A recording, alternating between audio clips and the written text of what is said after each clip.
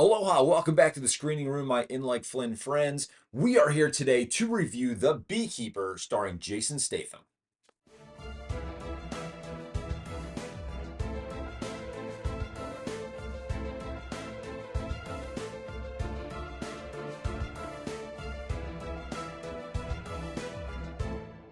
Okay, we have got John Wick. Scratch that, scratch that. We have got Jason Statham. He is back as a beekeeper in the movie The Beekeeper.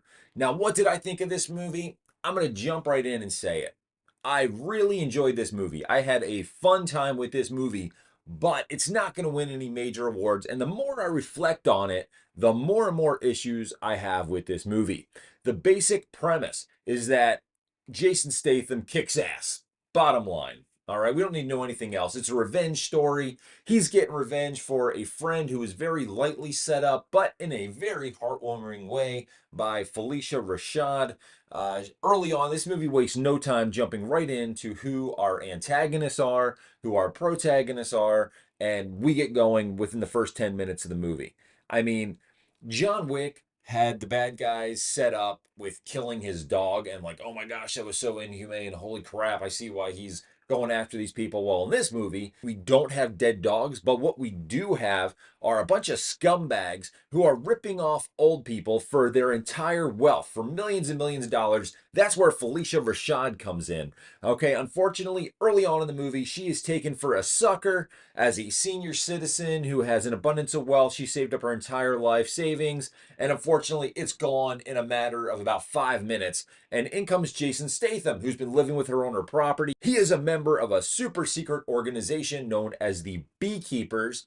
And basically, he's retired, he's moved on, he's trying to enjoy his life. But bam, he's living here, and they take Felicia Rashad for a spin, take all of her money. She offs herself, spoiler alert, and then off to the races we go, because we can't have that, right? We cannot have these scumbags taking advantage of old people. That's just not cool. All right, so then we are off to the races. Movie wastes no time. Within the first 15 minutes, body count starts piling up to an absurd level. This movie is extremely fun to watch. You will have a good time with this movie, especially if you are a fan of the John Wick franchises. In many ways, you are going to see several comparisons to John Wick. Jeremy Irons is in this movie, and his main role is to basically act like the guy who pumps up the myth of the beekeepers to 110%. He gives that storied speech about, oh, the beekeeper has marked you. You're as good as dead. Forget about it. Anything you do, you're a dead person now.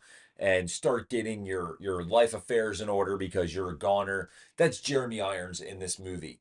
And the movie starts with this basic premise of Jason Statham getting revenge. And he starts at a very low level, right? He starts at this call center where she gets frauded out, and he absolutely demolishes this building. And it's pretty amusing because he comes in with some cans of gasoline, like you see in the trailers, says, I'm going to blow up this building. You may want to get out. And everyone's like, yeah, right, whatever. And he basically marches in, just destroys everybody, and blows up the building. This is where the movie starts to get a little absurd, because then it just gets ranked up a level, a level, a level, till you get to the end of the movie. By act three, the movie is really so absurd that it's almost borderline unbelievable. And it's where some of the really main issues of the movie start coming in. I loved the first third of the movie. The second act was decent, and then the third act was like, oh, kind of cringe with how unrealistic it is. But it's the same as John Wick, though. He gets put in a situation where, like, there's no way he's going to be able to do this. There's no way he's going to be able to march in there and take care of all these people, all these baddies, and get out alive. But one right after the other, he gets out of it. But there's another main issue that I had, and that's with one of the characters in the movie. There is such an inherent flaw in one of the characters, and unfortunately, this was the daughter of Felicia Rashad's character, who plays an FBI agent in the movie. It's noted that Felicia Rashad committed suicide because of this fraud. She was extremely upset. She was like, we're going to get these bastards. I'm going to stop at nothing until we bring them down, blah, blah, blah. Cue to 5 minutes later, where she finds out Jason Statham's character is literally offing all these bad guys in a revenge plot for her mom. And then she decides, like, oh, well, that's not cool. I'm an FBI agent. I'm going to take him down. So the entire movie, she's chasing Jason Statham's character down, who's literally doing her dirty work for her. So that is just like a huge plot point that makes no sense. And even multiple times in the movie, they're like, hey, why are you even going after this guy? He's kind of doing what you want to do. Literally, just go take the day off. Go take 2 vacation days, and it's going to be over. This guy is going to do exactly what you want him to do. Just turn the other cheek. And this woman who has very little experience, and unfortunately, she's not that great of an actress. Um, she continues to track him down. She's always 2 steps behind him.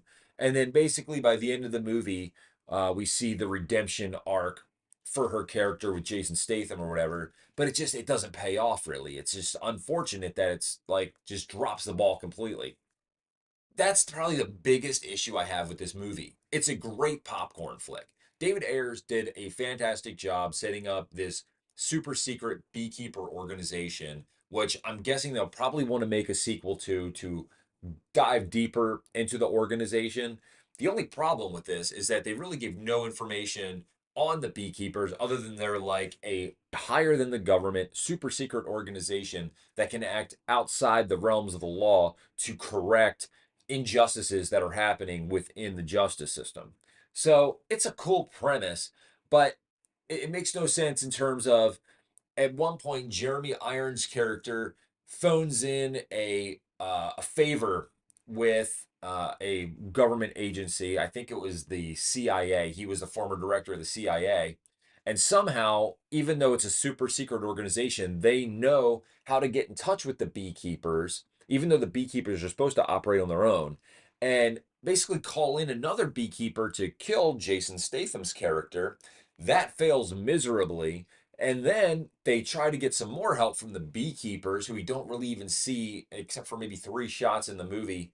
Um, they're like, oh, sorry, we're neutral. Well, how can you be neutral? You dispatched a hitman to kill Jason Statham, and now you're just saying, oh, sorry, we're neutral. We're not getting involved in this. Like, okay, come on. Whatever, whatever. It's fine. It's one of these movies where first when I came out of the movie, I really liked it. I really enjoyed it, and I still really like it. It's great action scenes. Jason Statham is true to form, and for his age, that dude can move. He has got some great action scenes in this flick. So don't get me wrong. If you go with friends, you will have a good time at this movie. I recommend seeing it on a big screen. It's a fantastic start of the year action flick. It's not going to win any awards.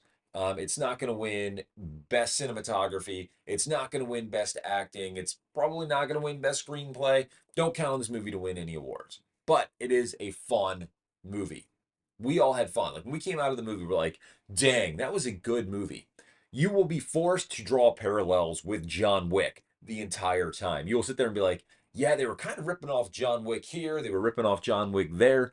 Hey, maybe it's in the same universe with John Wick. Who knows? That would be pretty awesome. If we got a John Wick and this guy Adam the Beekeeper like mashup, and they had to go after some super secret organization like the High Table, cool. I would totally be in for it. But until then, this movie is an average movie. You'll come out really liking the movie, but then you will realize, like, ooh, maybe that didn't work. Oh, maybe that didn't work. But it was fun. So, anyway, if I had to give this star a rating out of 5, I'm probably going 3.5. That's kind of what I'm feeling on this movie. I thought I was going to go a little higher. If you asked me out of the theater last night, I would probably give it like a 4, maybe. But now that I'm starting to think about some of the issues that I have, I'm probably going 3.5. So, fair enough score. You'll enjoy it. Go out and see it. It actually comes out next weekend. We got an advanced screening, which is pretty neat. And yeah, go out and enjoy Jason Statham kicking some ass in The Beekeeper.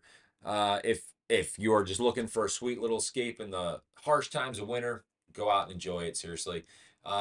Thank you so much for watching. We hope that you enjoy the channel. I'm so sorry I've been behind on some of the reviews. It has been super crazy lately here at the house, and hopefully we're going to get back on track for 2024, get some more movie content coming your way, and we'll get everything going back again in an awesome direction in 2024. All right, thank you so much for watching. Until next time, from the screening room, I am signing out. Aloha, everybody. Peace.